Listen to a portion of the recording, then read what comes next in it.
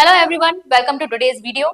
आज के वीडियो में हम डिस्कस करने वाले हैं आपका डीएलएड के टीचिंग एप्टीट्यूड सेक्शन के सिलेबस को।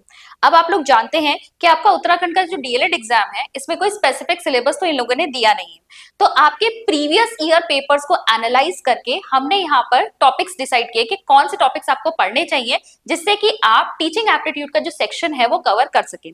आपको पता ही है आपके इस एग्जाम में टीचिंग एप्टीट्यूड का सेक्शन जो है 50 मार्क्स का आता है, तो 50 क्वेश्चंस आपके शिक्षण अभिरुचि से आने वाले।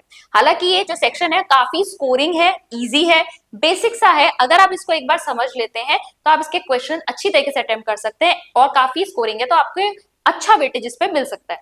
तो देखिए, हम देखेंगे कि यहाँ पर कौन कौन से टॉपिक्स हैं जो आपको पढ़ने चाहिए।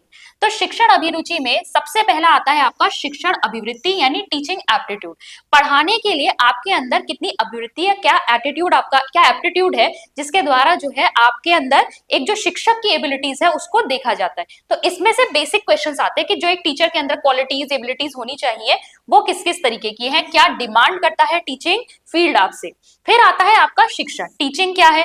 टीचिंग में हम काफी सारी चीजें देखते हैं कि इसकी प्रकृति क्या है, विशेषताएं क्या है, कितने स्तरों पर जो है शिक्षण किया जाता है। ठीक है, ये 3 स्तरों पर किया जाता है, memory level, understanding level, reflective level. ऐसे ही इसके फेजेस होते हैं टीचिंग के। ठीक है, pre active phase, interactive phase, post active phase और प्रकार। ठीक है, फिर आप देखेंगे शिक्षण विधियां। बहुत प्रकार से बच्चों को पढ़ाया जाता है, अलग अलग तरह की शिक्षण विधियां होती है। कभी आप व्याख्यान देते हैं, कभी आप शिक्षण सहायक सामग्री दिखाते हैं, ठीक है, कभी आप बच्चों को एक्सपेरिमेंट करके दिखाते हैं। बहुत सारे अलग अलग प्रकार की विधियां होती हैं। शिक्षण सहायक सामग्री, ठीक है, जो भी आप यूज करते हैं टीचिंग को इंटरेस्टिंग बनाने के लिए, कोई प्रोडक्ट आपने दिखाया, कोई मॉडल आपने दिखाया, कोई चार्ट आपने यूज किया, वो सब टीचिंग एड में आता है।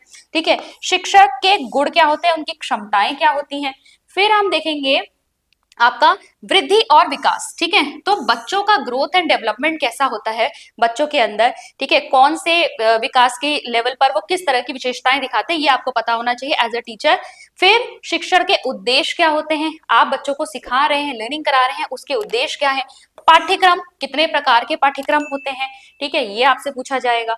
फिर है अभिप्रेरणा एवं अधिगम पर इसका प्रभाव। ठीक है, मोटिवेशन, क्योंकि बच्चा तब तक सीखने के लिए तैयार नहीं होता जब तक कि वो सीखना ना चाहे, रेडी नहीं है, मोटिवेट करना पड़ता है उसको सीखने के लिए। तो मोटिवेशन और फिर इसका लर्निंग पर क्या प्रभाव पड़ता है उसको आपको देखना है। फिर आप टेस्ट लेते हैं बच्चों के, तो मापन, आकलन, मूल्यांकन, इसके कितने प्रकार होते हैं, कैसे करेंगे, वो सब आप देखेंगे। व्यक्तिगत विभिन्नताएं, क्लास में सारे बच्चे समान नहीं है, सब में अलग अलग प्रकार की विशेषताएं हैं, तो वो पहचाननी आपको आनी चाहिए, उसी के अनुसार आप शिक्षण करेंगे। फिर आता है अनुशासन, डिसिप्लिन, कितने प्रकार का होता है, पॉजिटिव डिसिप्लिन होता है, नेगेटिव डिसिप्लिन होता है, और भी प्रकार यहाँ पर होते हैं। ठीक है, कैसे आप लेकर आएंगे अपनी कक्षा में डिसिप्लिन।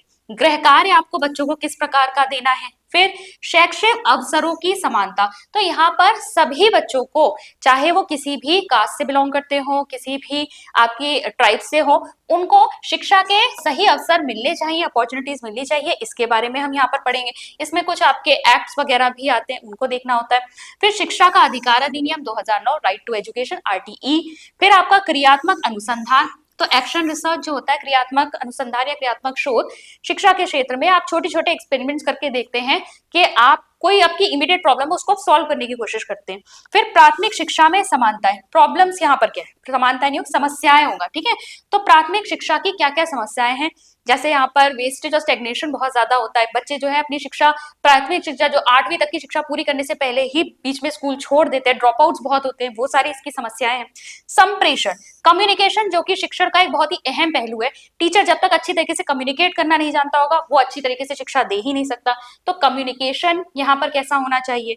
फिर आपके कुछ नए टॉपिक्स हैं जिससे पिछले बार ही आपसे कुछ क्वेश्चंस पूछे गए थे, और कोई भी टीचिंग एग्जाम अब आता है ना, तो उसमें ये वाली चीजें आपके प्रिपेयर्ड होनी चाहिए।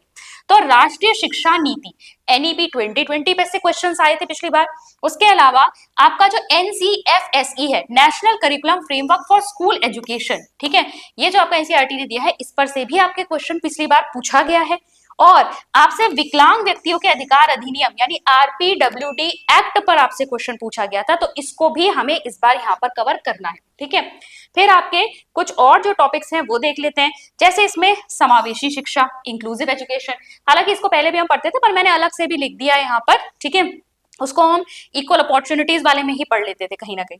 फिर संरचनावाद से कई क्वेश्चंस पूछे जाने लगे, ठीक है। तो ये टॉपिक मैंने पिछली बार भी कवर करवाया था क्योंकि मुझे दिख रहा था कि इसमें से क्वेश्चंस आ रहे हैं काफी। तो संरचनावाद एक अलग टॉपिक है जिसको हमें कवर करना है, और अधिगम अक्षमताओं से एक ना एक क्वेश्चन जरूर आता है आपका, ठीक है। डिसलेक्सिया, डिस्ग्राफिया, डिस्कैल्कुलिया, इस तरह की अधिगम अक्षमताएं होती है, उस पर से आपके क्वेश्चन बनते हैं। तो ये है आपके टॉपिक्स, लगभग आपके 24 ये जो टॉपिक्स हैं, इनमें अगर आप कवर कर लेते हैं तो आप टीचिंग एप्टीट्यूड के सेक्शन को बहुत अच्छी तरीके से कर सकते हैं, ठीक है। आने वाली क्लासेस में और अपने कोर्स में हम आपको ये वाला जो पोर्शन है, जो सिलेबस है, उसको हम बहुत ही अच्छी तरीके से कवर कराएंगे।